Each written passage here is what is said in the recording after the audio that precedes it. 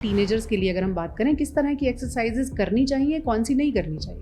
वो सारे खेल जो अब नहीं होते हैं, दौड़ना, भागना, उछल कूद। बच्चों को बहुत जल्दी होती है बाइसेप्स और मसल्स बनने की, तो वो किस उम्र में एडवाइज है? किशोरावस्था में जिस तरीके से हार्मोन्स का रिलीज होता है तो उनको अपनी बॉडी से बहुत प्यार आता है। गर्लफ्रेंड्स के लिए भी इम्प्रेस करने के लिए अपनी बॉडी पे ध्यान देते हैं। बहुत सारे टीनेजर्स को ये भी लगता है कि इसी में हम प्रोटीन सप्लीमेंट्स जोड़ दें। आप बैलेंस डाइट के साथ अपनी बॉडी को ग्रेजुअली एक्सरसाइज से दारा सिंह की एक्सरसाइज का बना सकते हैं। लेकिन उसको लोग प्रोटीन सप्लीमेंट से पूरा करना आसान समझते हैं, क्योंकि वेजिटेरियंस को प्रोटीन के सोर्स नहीं मिलते। धरती पे चलने वाला सबसे बड़ा जानवर जिसको बोलते हैं हाथी, प्योर वेजिटेरियन है। समुद्र में चलने वाली सबसे बड़ी मछली व्हेल प्योर वेजिटेरियन है। महिलाओं को लगता है कि पुरुषों के मुकाबले हमें कम स्ट्रेंथ दी है, क्या ये बात सच है? ऐसा नहीं है। पीटी ऊषा की स्ट्रेंथ किसी में नहीं हो सकती। It's about your training, it's about your self exercise.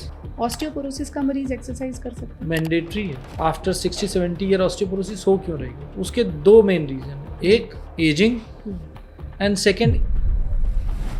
क्या एक्सरसाइज के लिए कोई तय उम्र होनी जरूरी है? जब जागो तब सवेरा।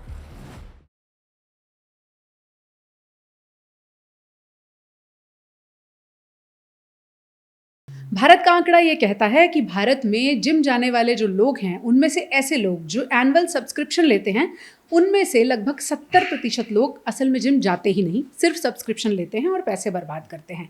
वैसे ऐसे बहुत सारे लोग हैं जो एक्सरसाइज करना तो चाहते हैं, लेकिन पहला एक्सक्यूज़ होता है कि कल से शुरू करेंगे, और उसके अलावा होती हैं बहुत सारी लॉजिकल वजहें, जैसे कि क्या हम ये एक्सरसाइज कर सकते हैं या नहीं कर सकते, उम्र के हिसाब से कौन सी एक्सरसाइज करनी चाहिए, कहीं ज़्यादा एक्सरसाइज करने से हमारे घुटने या कमर में दर्द तो नहीं हो जाएगा।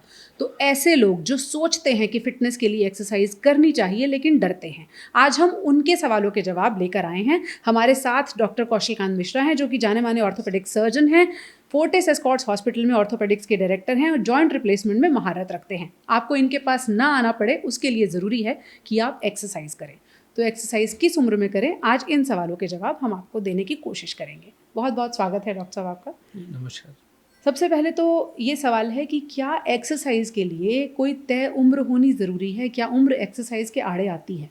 जब जागो तब सवेरा। जिस दिन से चाहें उस दिन से चालू कर सकते हैं, कोई उम्र का बंधन नहीं है। जो भी आपकी उम्र हो, उस उम्र में आपकी बॉडी ही आपको बता देती है कि आप क्या एक्सरसाइज कर सकते हैं, क्या एक्सरसाइज नहीं कर सकते। आप ये सोचें कि आपने कल से एक्सरसाइज शुरू की है और जो वीडियो देख के शुरू किया वो आप कल ही कर लेंगे तो आप कुछ नहीं कर पाएंगे। ये ग्रेजुअल स्टेप होता है। आपकी बॉडी एक तरह से कहें हाइबरनेशन में होती है जब आप एक्सरसाइज नहीं कर रहे होते हैं, और जब आप एक्सरसाइज कल शुरू करेंगे तो आप जिम्नास्टिक जैसे करने की कोशिश करेंगे तो आपको तकलीफ होगी। तो सबसे पहले तो ये समझना है कि कल ही सब कुछ नहीं करना है, कल से स्टार्ट करना है।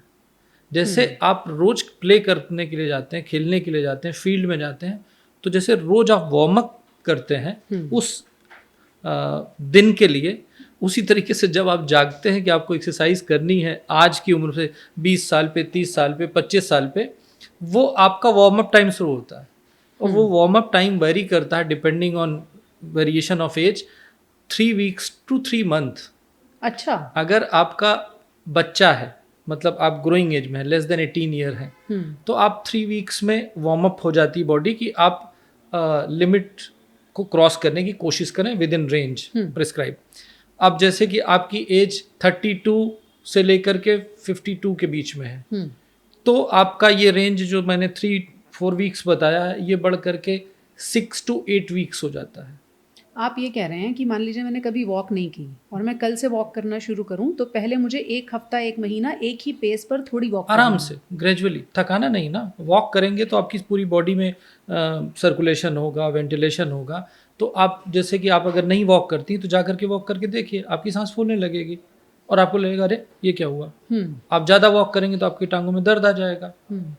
ऐसा ये भी देखा गया है कि कुछ लोग जो अचानक एक्सरसाइज शुरू करते हैं और एग्रेसिव हो जाते हैं, तो 3 वीक्स के बाद वो एक्सरसाइज बंद करके डॉक्टर के सामने बैठे होते हैं।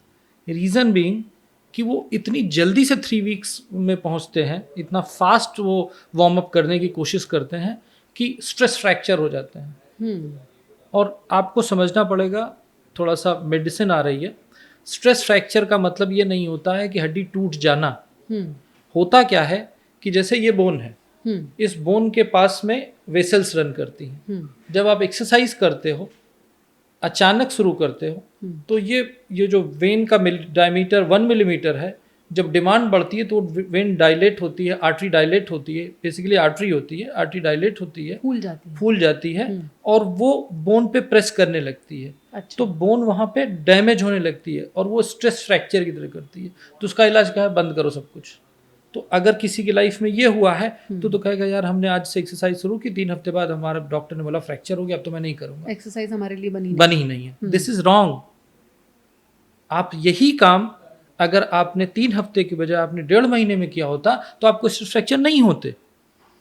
तो exercise is not a bar for anybody, हर आदमी कर सकता है, बट उसका वार्म अप ड्यूरेशन अगर हम कहें तो वो बच्चों में, मतलब फॉर्मेटिव एज, मतलब 22 साल तक मानता हूं मैं, 20-22 साल तक, उस एज में आप करते हैं तो 3 से 4 हफ्ते का है। और अगर आप 22 साल से लेकर के 52 साल के बीच में आते हैं तो ये कह सकते हैं कि 4 हफ्ते से 8 हफ्ते का है, 2 महीना हो गया। और 8 मतलब 52 साल के ऊपर है, यानी कि आपकी अब उम्र ढलान पे आ रही है। तो अगर ढलान पे आ रही है तो ये ड्यूरेशन 3 महीने का हो जाएगा। यानी आपने कभी एक्सरसाइज भी नहीं की, आपकी उम्र भी ज्यादा है, तो फिर आप और धीरे शुरू करें, स्लो, मतलब आपको टारगेट बनाने चाहिए। और ये कहें कि एक्सरसाइज किसी के लिए कॉन्ट्राइंडिकेटेड है तो ये गलत है, ऐसा नहीं है। एक्सरसाइज हर आदमी कर सकता है। एक शेर है, आहिस्ता आहिस्ता दिल पर दस्तक दो, धीरे धीरे ये दरवाज़ा खुलता है। तो मुझे समझ में आ रहा है यही नियम कसरत पर, हड्डियों पर भी लागू होता है। जब बच्चे छोटे होते हैं तब ऐसा माना जाता है कि अभी उनकी हड्डियां फॉर्म हो रही हैं, तो बहुत बार माँ बाप उन्हें रोकते हैं कि अरे ये वाली एक्सरसाइज मत करो, तुम्हारे लिए नहीं बनी। खास तौर पर हम देखते हैं जिम में जो बच्चे जाने की जल्दी करते हैं उनको भी रोका जाता है। तो एज ग्रुप के हिसाब से छोटे बच्चों के लिए या टीनेजर्स के लिए अगर हम बात करें, किस तरह की एक्सरसाइजेज करनी चाहिए, कौन सी नहीं करनी चाहिए? वो सारे खेल जो अब नहीं होते हैं वो करने चाहिए, वो सब करने चाहिए। दौड़ना, भागना, उछल कूद, ऊंच नीच, कबड्डी, खो खो, लटकना, ये सारे जो इम्पैक्ट गेम है, दौड़ने वाले, भागने वाले, मसल की एक्सरसाइज, ये सब बच्चों के लिए बहुत ज़रूरी है। किसी भी उम्र में, किसी भी उम्र में, जब से वो शुरू कर दें, कोई रिस्ट्रिक्शन नहीं है। हाँ, अब यह है कि बच्चे को सुपरविजन जरूरत पड़ेगी ना। बच्चे को नहीं मालूम, वो कूद जाएगा तो मतलब एपिफाइशियल इंजरी हो सकती है, जॉइंट इंजरी हो सकती है। वो मैं एक्सीडेंट्स को नहीं मान रहा हूँ, एक्सीडेंट के बेसिस पे झूले से भी गिर सकता है। तो आपका जो एक्सीडेंट है वो आपके प्रिंसिपल नहीं हो सकते लाइफ के प्रिंसिपल के लिए। लाइफ के प्रिंसिपल ब्रॉडली होते हैं। तो बच्चे जितना एक्टिव वाले गेम खेलेंगे, football, volleyball, kabaddi, judo, karate, gymnastic, running, jogging, jumping, dancing, ये सारी चीज़ें बच्चों के लिए फिट है, कोई रिस्ट्रिक्शन नहीं है। क्या नहीं कर सकते बच्चे? क्या नहीं कर सकते, ये तो डिफ़िकल्ट सवाल है। मुझे नहीं लगता कि कुछ भी ऐसा है जो उनके लिए रिस्ट्रिक्टेड है। इसका ये मतलब नहीं कि मैं छत से कूदने के लिए कह रहा हूँ। आपको मालूम है कि क्या नहीं करना। ये सवाल मैंने इसलिए पूछा क्योंकि कभी कभी हम देखते हैं बच्चों को बहुत जल्दी होती है बाइसेप्स और मसल्स बनाने की, और बच्चे जिम चले जाते हैं और वेट लिफ्टिंग करते हैं। तो वो किस उम्र में एडवाइजेबल है? वो बच्चे नहीं है, हाँ। वो एडोलेसेंट एज की बात कर रहे हैं। यूजुअली आप 14 से 18, 14 के बाद की बात कर रहे हैं। हाँ, वो आजकल किशोर हो गए। हाँ, किशोरावस्था की बात आप कर रहे हैं। तो किशोरावस्था में जिस तरीके से हार्मोन्स का रिलीज होता है तो उनको अपनी बॉडी से बहुत प्यार आता है, उनको इम्प्रेस करना होता है पब्लिक को, दुनिया को। Mister community, mister Delhi, mister India बनने का जो एक टारगेट होता है, पीयर प्रेशर होता है। बहुत सारे लोग अपने काउंटर पार्ट गर्लफ्रेंड्स के लिए भी इम्प्रेस करने के लिए अपनी बॉडी पे ध्यान देते हैं। तो उस समय मेरी एडवाइस ये है कि जो मैंने पहले कहा कि वार्म अप टाइम 3 वीक्स।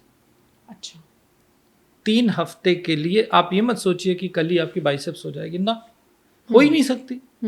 जिस तरह से, बड़ा प्रैक्टिकल एग्जाम्पल दे रहा हूँ, आप रात में सोएं और 2 बजे उठ के देखें कि सूरज निकला, नहीं निकलेगा।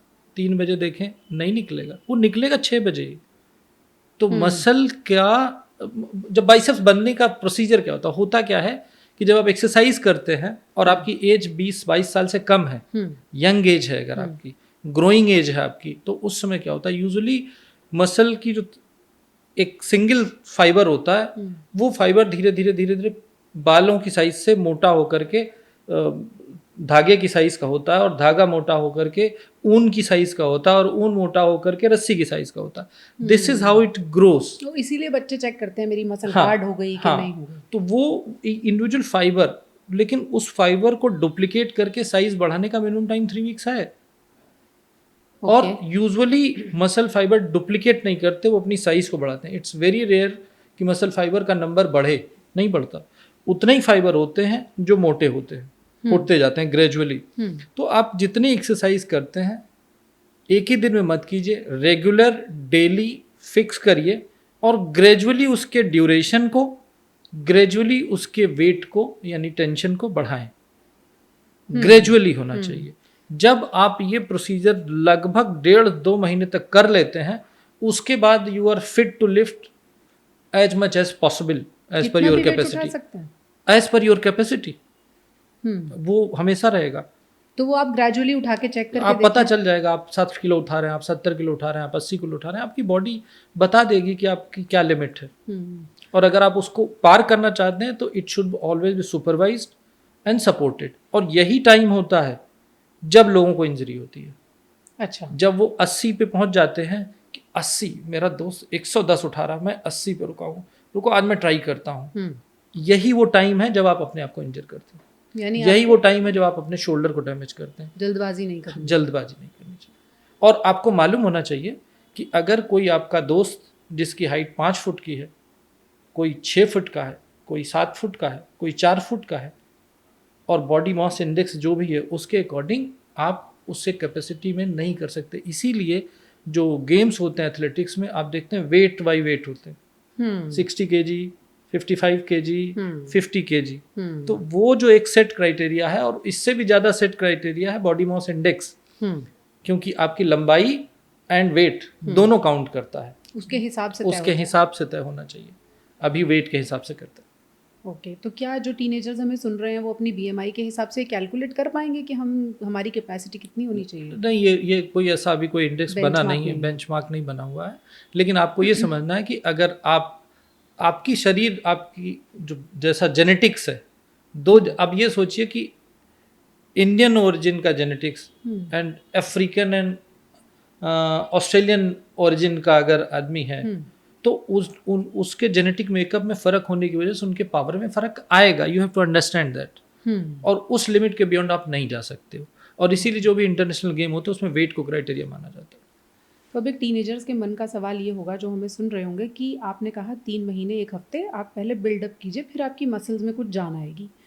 कब जाके वो अपनी मसल्स को ऐसे चेक कर लें कि हाँ अब हार्ड हो रही है, बन रही है जैसा हम चाह रहे हैं? Minimum time 3 weeks. उसके बाद ही चेक करें. हाँ, उसके बाद ही उन्हें पता चलेगा कि देखें कि हाँ भाई बन रही है कि नहीं बन रही है. उनको अपने आप समझ में आएगा. और होता क्या है कि जब आप एक्सरसाइज शुरू करते हो तो बॉडी में हार्मोन ऑफ हैप्पीनेस, एंडोर्फिन्स निकलते हैं. एंडोर्फिन्स आपको जैसे ही एक्सरसाइज करके 3 दिन बाद निकलते तो अपने आप को महसूस होता है कि अरे थोड़ा तो सीना अच्छा बाहर आ गया, अच्छा लग रहा है. नहीं, एक आपको पॉजिटिव फीलिंग देता है जी. ये एंडोर्फिन जो है, ये हार्मोन ऑफ हैप्पीनेस, इसके बाद एंडोर्फिन के बाद डोपामिन निकलता है. मतलब ये ज़्यादा मेडिसिन हो रही है उसकी तरफ ना जाते हुए ये आपके हैप्पी. तो एंडोर्फिन हार्मोन जब निकलता है तो उस समय जो हैप्पीनेस आती है उसमें बह मत जाइए, उसको कंट्रोल कीजिए. 3 वीक्स के बाद ये जो हैप्पीनेस है ये आपको नॉर्मल लगने लगेगी.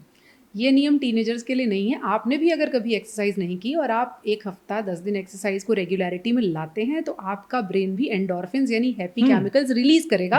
आपको अच्छा लगेगा. यानी कि एक्सरसाइज स्ट्रेस को, डिप्रेशन को, तनाव को भी कम करती है. एक हिडन मैसेज ये भी चलते चलते हम दे दें.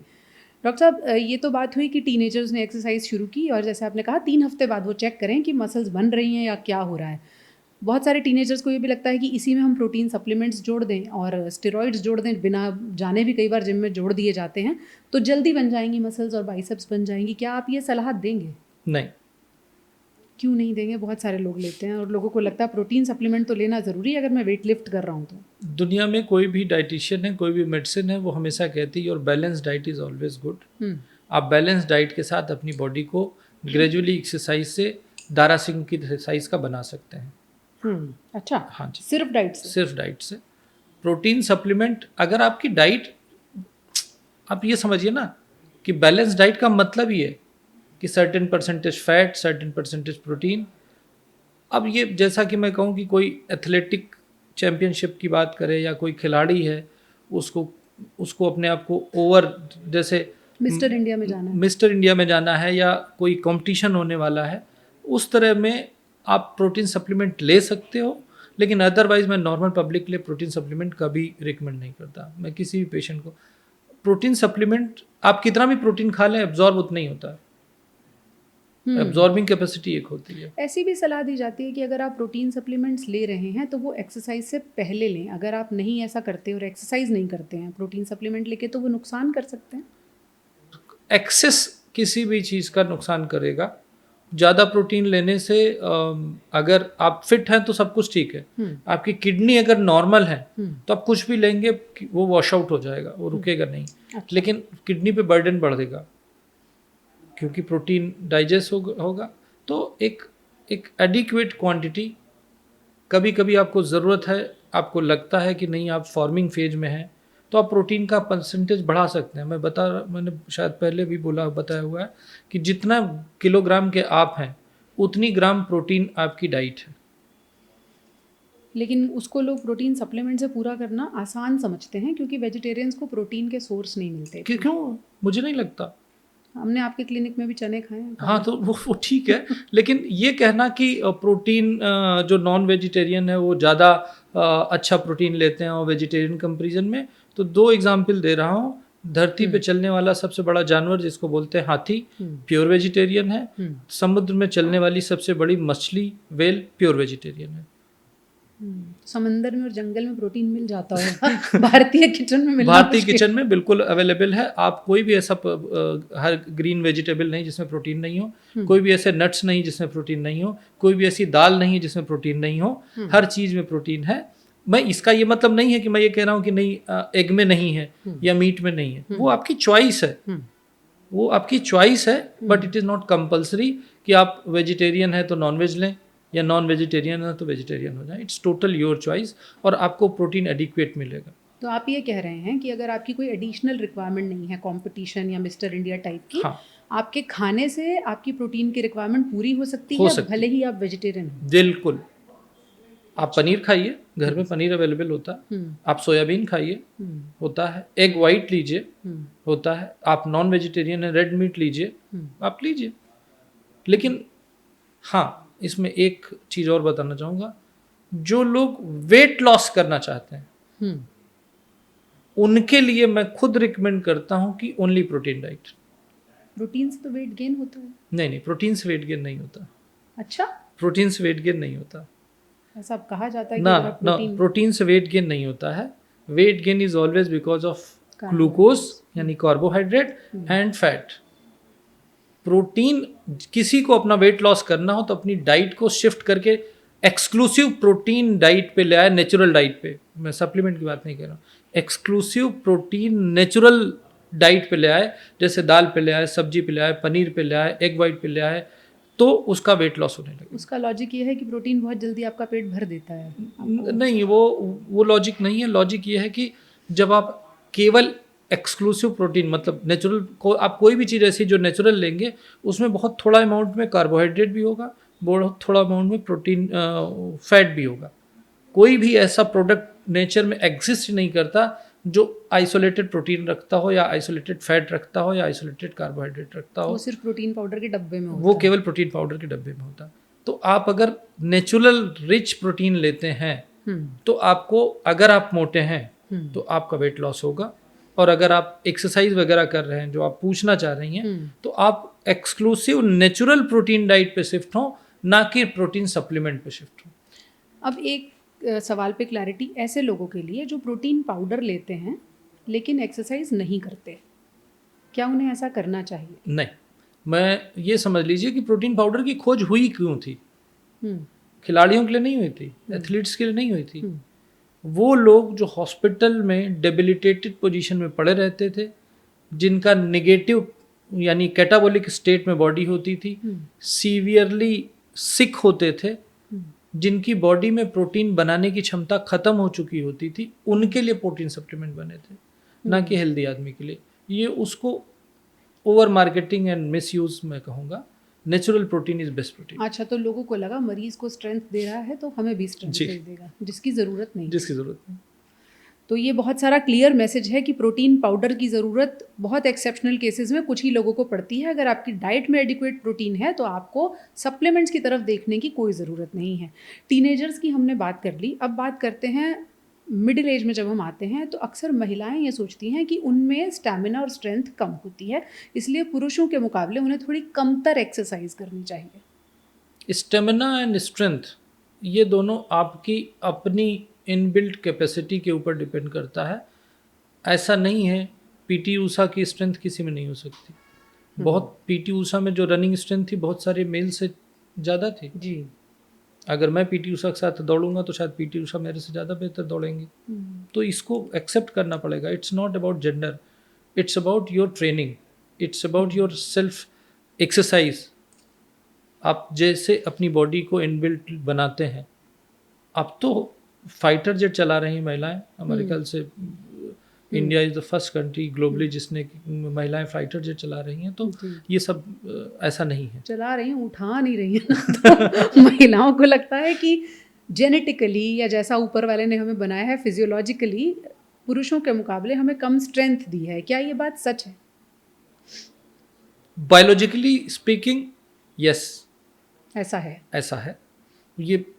पर आप समझना पड़ेगा ना इसको, यूं समझना पड़ेगा कि अगर ये इंडेक्स फिंगर मेल है और ये इंडेक्स फिंगर फीमेल है, दोनों के सारे पैरामीटर सेम है तो there is no difference. Okay. But अगर ये इंडेक्स फिंगर है और ये रिंग फिंगर ले लें, इन दोनों को कंपेयर करें तो ऑब्वियसली ये रिंग फिंगर जो भी है, मेल है या फीमेल है, वो फीमेल से ज़्यादा, मेल या फीमेल से ज़्यादा स्ट्रांग होगी। यानी कि सेम वेट क्राइटेरिया, थोड़ा बायोलॉजिकली डिफरेंस है मेल फीमेल के स्ट्रेंथ में जी। इसमें कोई डाउट नहीं है। जेनेटिकली ही प्रोग्राम्ड हम लोग ऐसे हैं। ठीक है। इसमें मतलब कोई एंटी फेमिनिस्ट या प्रो फेमिनिस्ट वाली बात नहीं है। It's natural based. दोनों में डिफरेंसेस होते हैं, उसको एक्सेप्ट करना चाहिए और उसके साथ अपनी बॉडी को प्रोग्राम करना चाहिए।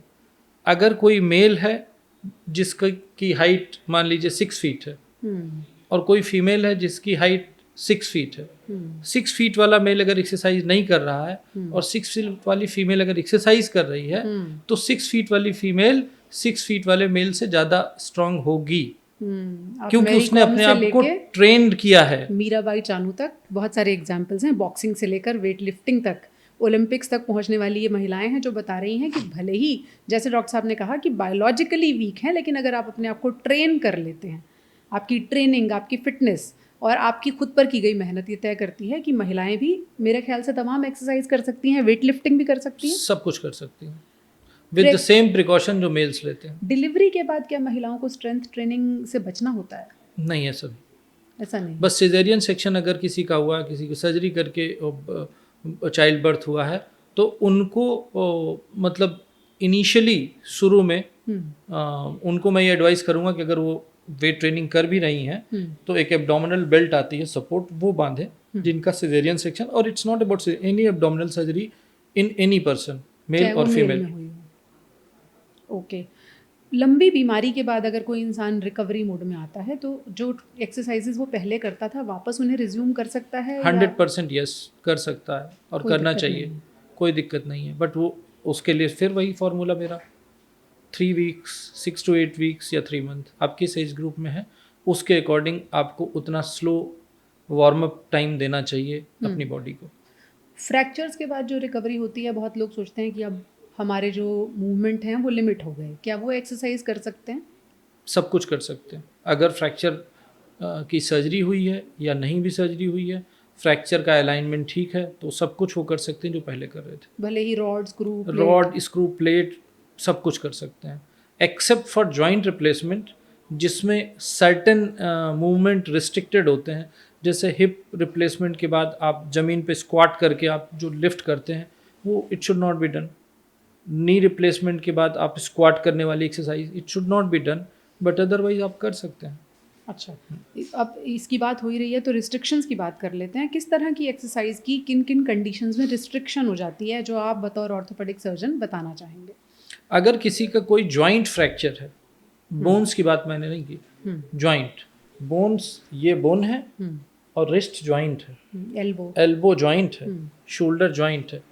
अगर आपका फ्रैक्चर जॉइंट को इन्वॉल्व कर रहा है और आपके डॉक्टर ने बताया है कि आपका अनइवन हीलिंग हुआ है, जॉइंट प्रॉपर अलाइनमेंट में नहीं है जी, तो उस जॉइंट की जो एक्सरसाइज होगी वो पेनफुल होगी।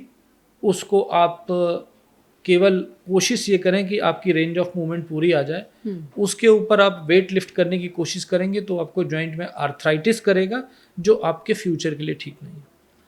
आर्थराइटिस का मरीज एक्सरसाइज कर सकता है क्या? हाँ जी, कर सकता है, बट उसकी रेंज अलग है। कर सकता है, कर सकता है, और उसे करनी चाहिए। करनी चाहिए। ऑस्टियोपोरोसिस का मरीज एक्सरसाइज कर सकता है? मैंडेटरी है। ऑस्टियोपोरोसिस होती क्यों है? अगर हम कहें तो आफ्टर 60-70 ईयर ऑस्टियोपोरोसिस हो क्यों रही है? उसके दो मेन रीजन है, एक एजिंग एंड सेकंड इनएक्टिविटी।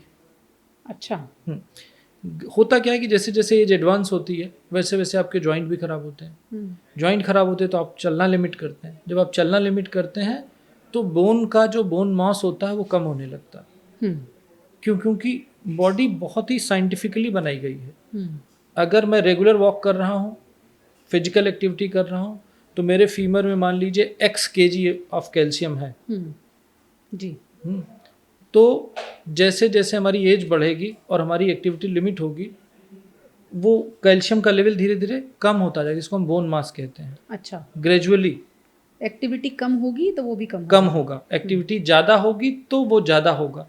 इसीलिए कहा जाता है कि अप टू 32 का मतलब ये है कि जब बच्चा पैदा होता है तब से लेके 32 एज तक बॉडी में फॉर्मेटिव स्टेज चलती रहती है। आप इसको यूँ समझिए, मेटाबॉलिज्म क्या होता है? मेटाबॉलिज्म मतलब ऐसी बायोकेमिकल रिएक्शन जिससे हमारी पूरी बॉडी चलती है। वो दो तरह की होती है, एक कैटाबॉलिक जो डिस्ट्रॉय करने का काम करती है, एक एनाबॉलिक जो फॉर्म करने का काम करती है। जी। जब फॉर्मिंग एज होती है यानी ग्रोइंग एज होती है अप टू 32, एनाबॉलिज्म ज़्यादा होता है और कैटाबॉलिज्म कम होता है। यानी कि प्रोडक्शन ज़्यादा हो रहा है बट डिस्ट्रक्शन कम है, इसलिए आप ग्रो कर रहे हो। करेक्ट? जब आप 32 पे हो जाते हो, 32 टू 52 तक आपका एनाबॉलिज्म कैटाबॉलिज्म बराबर चलते हैं। ओके। इसलिए आप उस पे मेंटेन रहते हो। No profit no loss. No profit no loss. अब इसमें अगर आप एक्सरसाइज नहीं करोगे या जो आप 30 साल के पहले करते रहे वो कम कर दोगे, या किसी भी वजह से आपकी एक्टिविटी कम हो गई, चाहे जॉब हो, चाहे इंजरी हो, चाहे घर की कंडीशन हो, चाहे बिकॉज ऑफ एनी रीजन वो कम होगी, तो ये उसमें क्या होगा, फिर एनाबॉलिज्म धीरे धीरे कम होने लगेगा, कैटाबॉलिज्म बढ़ने लगेगा, स्टोर जो है वो घटता जाएगा। तो फिर अब जब 52 की एज आ गई, 52 की एज के बाद कैटाबॉलिज्म बढ़ जाता है और एनाबॉलिज्म कम हो जाता है, और इसी वजह से एजिंग होने लगती है जी। और एजिंग का फर्स्ट साइन जो होता है वो योर इलास्टिसिटी ऑफ स्किन घटने लगती है। हाँ, इलास्टिसिटी। आप बच्चे की स्किन देखिए, फील करके सोचिए ना, आप फील कर रहे हैं वो जो इलास्टिसिटी, और अपनी इलास्टिसिटी देखिए।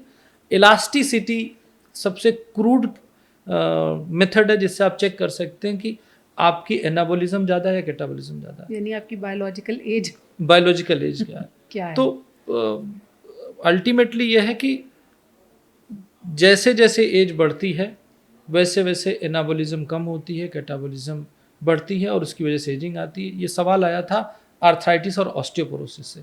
जब हम 52 पे पहुंचते हैं, यानी कि जब आपकी कैटाबॉलिज्म बढ़ गई और एनाबॉलिज्म कम हो गई, अब आपका जो कैल्शियम बायोलॉजी थी बॉडी की, वो कैल्शियम डिपॉजिट करना बंद कर रही है बोन में। तो क्या हो रहा है, एक्टिविटी एक ऐसी चीज है, फिजिकल एक्टिविटी, जो बॉडी की नीड के अकॉर्डिंग बोन में उतना कैल्शियम रखती है। क्योंकि अगर कम कैल्शियम रखेगी तो कैल्शियम बोन वीक हो जाएगी, तो फ्रैक्चर होगा। तो बॉडी उसको मेंटेन करने के लिए एक सर्टेन अमाउंट ऑफ कैल्शियम पक्का रखती है बोन में। आप ये कह रहे हैं जितनी एक्सरसाइज करेंगे बुढ़ापा उतना सेहतमंद रहेगा, उतना सेहतमंद रहेगा। आपकी हड्डियों में ऑस्टियोपोरोसिस उतनी कम होगी। और आर्थराइटिस की वजह से जब एक्टिविटी कम होती है, तो आप वॉक कम करते हैं, एक्सरसाइज कम करते हैं, it leads to more osteoporosis. लेकिन आर्थराइटिस के और ऑस्टियोपोरोसिस के मरीज ये कहते हैं हमारी हड्डियां कमज़ोर हैं, इसलिए हम एक्सरसाइज कर नहीं पाते। ये मुर्गा पहले हुआ कि अंडा पहले हुआ, ये तो बताना बड़ा मुश्किल है। पर इसका बारे में मुझे पता है कि आप एक्सरसाइज नहीं कर रहे हैं, आप फिजिकल एक्टिविटी कम कर रहे हैं, it may be because of your pain. तो आपका पेन क्यों है वो सॉल्व करना जरूरी है, ना कि अपनी बॉडी को अडॉप्ट कर लेना उस पेन के हिसाब से कि हमें दर्द है तो हम कुछ नहीं करेंगे। ये नहीं करना चाहिए। जैसे कि बहुत सारे पेशेंट्स आते हैं जिनको आर्थराइटिस का पेन होता है, और बहुत सारे लोग कहते हैं कि वो हम सीढ़ी चढ़ते थे, डॉक्टर ने कहा सीढ़ी मत चढ़ो। अच्छा, ये भी इसके लिए दो स्कूल ऑफ थॉट हैं। कुछ डॉक्टर्स कहते हैं कि जब किसी हिस्से में पेन है उसे आराम करने दो, हाँ, और कुछ लोग कहते हैं कि पेन है तो क्या हुआ, चलते रहो। नहीं, देखिए, पेन है, एक्यूट पेन है, टेम्परेरी रेस्ट इज प्रिस्क्राइब्ड।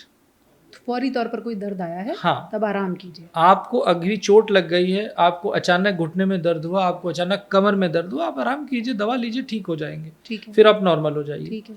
पर अगर कोई चीज परमानेंट है, अब आर्थराइटिस का पेन तो ठीक नहीं होगा, आता जाता रहेगा वो, मतलब आर्थराइटिस प्रॉब्लम तो रहेगी ना, एक बार डैमेज हो गया जॉइंट तो रहेगा। अब इसमें मैं कहूँ कि आप वॉक मत करो, तो उसके दो नुकसान, एक आर्थराइटिस ज्यादा जल्दी सेट इन होगी, प्रोग्रेस होगी, प्लस ऑस्टियोपोरोसिस बढ़ने लगेगी क्योंकि आपने एक्टिविटी कम कर दी। तो स्कूल ऑफ थॉट दो है, मैं मानता हूँ, लेकिन मेरा जो एक्सपीरियंस है, और बहुत सारे लोग मानते हैं, आजकल लेटेस्ट रिपोर्ट्स रिसर्च में कंफर्म भी हो चुका कि एक्टिविटी इज की ऑफ लाइफ। आप जितना ज़्यादा एक्टिव रहोगे एज पर योर लिमिट, आप कोशिश पुश तो करो अपनी बॉडी को एक लेवल तक, क्योंकि आर्थराइटिस का पेन तो ठीक नहीं होगा, वो आता जाता रहेगा। तो जब एक्यूट पेन है आप रेस्ट कर लीजिए, अदरवाइज फिर चलना शुरू कीजिए। बहुत सारे लोग कहते हैं डॉक्टर ने बोला आप सीढ़ी चढ़ने में दर्द होता है, आप सीढ़ी मत चढ़ो। आपको चलने में दर्द होता है आप मत चलो। आपको खाने में दर्द होता है आप खाना मत खाओ। ये ट्रीटमेंट तो नहीं है ना, ऐसा नहीं करना चाहिए, ऐसा नहीं करना चाहिए। एक हॉस्पिटल में आईपीडी में हमने लिखा देखा था, sitting is the new smoking. यानी अगर आप बहुत बैठे रहते हैं तो सिगरेट से जितने नुकसान होते हैं उतने ही आपको भी होंगे। 70-80 साल के जो बुजुर्ग होते हैं, महिला हो या पुरुष, क्या वो किसी भी तरह की एक्सरसाइज कर सकते हैं या उन्हें कुछ रिस्ट्रिक्शंस होती हैं? मैंने थोड़ी एज लिमिट बढ़ाई है, 70-80। बिल्कुल, 70-80 साल के जो लोग जो पहले से, मान लीजिए कोई मैं हूँ, मैं अभी एक्सरसाइज करता हूँ, एक्टिव हूँ, हेल्दी हूँ, जिम जाता हूँ, तो 70-80 साल में मैं वो सारी चीज़ें करने की कोशिश करूँ जो आज कर रहा हूँ, बट उसकी लिमिट और एक्सटेंट दोनों कम हो जाएंगे, ड्यूरेशन एंड स्ट्रेंथ दोनों कम हो जाएंगे। It is part of ageing process. But अगर किसी ने किया ही नहीं एक्सरसाइज, उसे 70 साल में ज्ञान आया कि अब वो आज से एक्सरसाइज करेगा, तो वो उस बाबा से कंपटीशन ना करे जिसने पूरी जवानी एक्सरसाइज की है। ठीक है, उसे उस बाबा से कंपटीशन करना चाहिए जिसने कोई एक्सरसाइज नहीं की है। क्योंकि अब 70 साल के बाद आपकी मसल्स में एडॉप्टेशन, बॉडी में एडॉप्टेशन नहीं होगा। आपकी बॉडी फिक्स हो चुकी है। आपको अपनी बॉडी के हिसाब से एक्सरसाइज को करना पड़ेगा। उसका क्या है, कोई इंडेक्स नहीं है। वो सारी चीजें जो करने पर आपको दर्द बढ़ता है और वो आपको रोक देता है अगले दिन करने से, उसको आप रोक दें।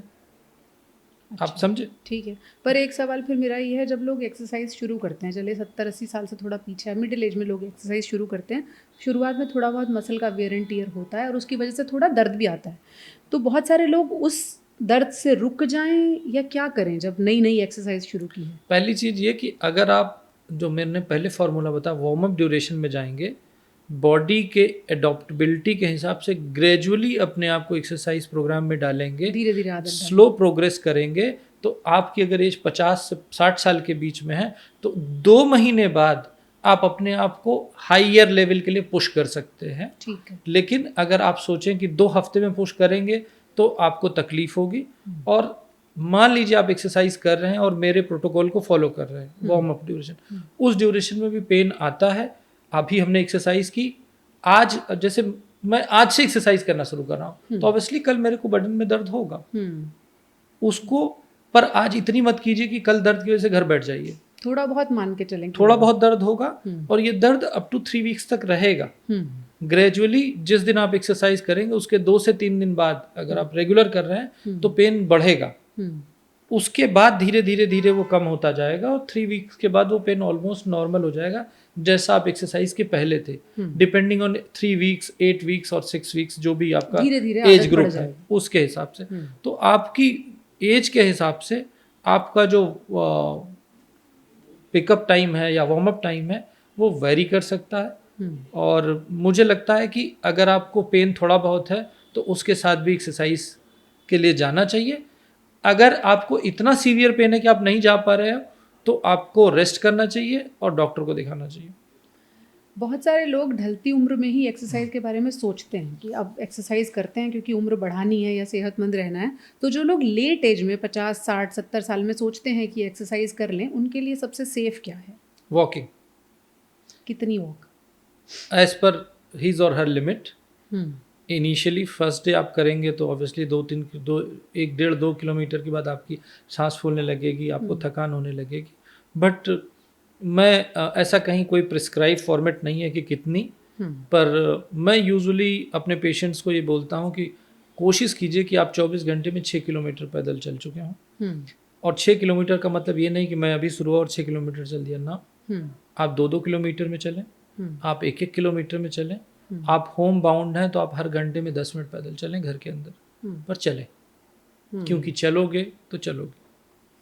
चलना हार्ट हेल्थ के लिए भी बहुत अच्छी एक्सरसाइज मानी गई है। धीरे धीरे अगर आप ब्रिस्क वॉक तक आ जाते हैं तो वो आपकी दिल की सेहत के लिए भी अच्छा माना जाता है। अब हमारी ऑडियंस का एक सवाल आया था, वो ले लेते हैं कि एक्सरसाइज करते हुए कई बार घुटनों और टखनों में कट कट की आवाज़ आती है, तो उससे डरने की ज़रूरत है क्या? बॉडी में कहीं से भी कोई भी आवाज़ आती है तो वो नॉन हार्मफुल होती। कोई भी आवाज़ आ रही है, घबराने की ज़रूरत नहीं है। तो ये जो आवाज़ आती है क्यों आती है? आप जैसे कि हम ये हैं, यूजुअली लोग घुटनों में बताते हैं, इनके में बताते हैं, या बैठते हैं, जब हम बैठते हैं चट चट की आवाज़ आती है। जैसे हम अपनी उंगली को दबाया ये आवाज़ आई, दूसरी उंगली को दबाया ये आवाज़ आई जी। अब हम उंगली को तो ऐसे दबा लेते हैं, जब हम जॉइंट की बात करते हैं उसमें जब हम जमीन पे बैठते हैं तो जैसे अब इसको तो हम बजा लेते हैं तो बज जाता है, आवाज़ आ जाती है, लेकिन हम नी जॉइंट को, हिप जॉइंट को नहीं बजा सकते। तो वो कब आवाज़ करते हैं? जब आप जमीन पे बैठें, उठें, खड़े हों, उठक बैठक करें। कुछ लोगों में हैबिचुअल होती है कि वो जितने भी मूवमेंट करते हैं हर बार टक टक की आवाज़ आती है तो बड़े परेशान होते हैं। इट्स नॉर्मल, कोई दिक्कत नहीं है। मैंने कहा किसी भी के डॉक्टर के पास ना जाएं, कहीं से, मैं बोल तो रहा हूं पूरी बॉडी में कहीं से बिना पेन की आवाज आ रही है।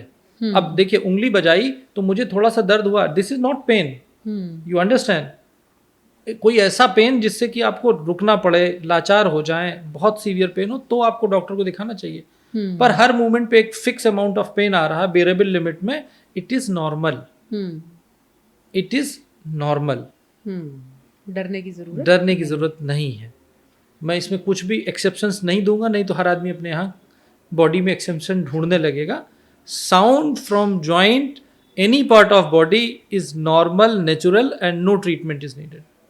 बेकार के शोर को इग्नोर कीजिए। और एक गाना है, यूं ही कट जाएगा सफ़र साथ चलने से। डॉक्टर साहब ने ये बताया कि जितना आप चलेंगे आपकी ज़िंदगी का सफ़र उतना अच्छा कटेगा। अगर आप एक्सरसाइज करते रहते हैं तो आपका बुढ़ापा भी अच्छा कटेगा। और अगर आपने कभी एक्सरसाइज शुरू नहीं की है तो इस पॉडकास्ट के बाद ज़रूर अपने जूते और जिम के लिए ली गई टी शर्ट और पजामे को निकालिए और आज से एक्सरसाइज शुरू कीजिए। धीरे धीरे शुरू कीजिए, फ़ायदा ज़रूर होगा, उम्र आपकी कोई भी हो। थैंक यू सो मच हमसे जुड़ने के लिए और लोगों को एक्सरसाइज के लिए प्रेरित करने के लिए।